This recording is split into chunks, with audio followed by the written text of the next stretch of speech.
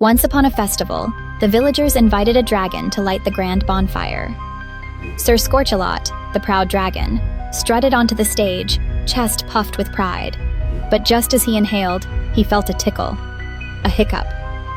Instead of a majestic flame, he shot fiery bursts everywhere, roasting the mayor's hat, caramelizing the candy apples, and setting the jugglers' clubs ablaze.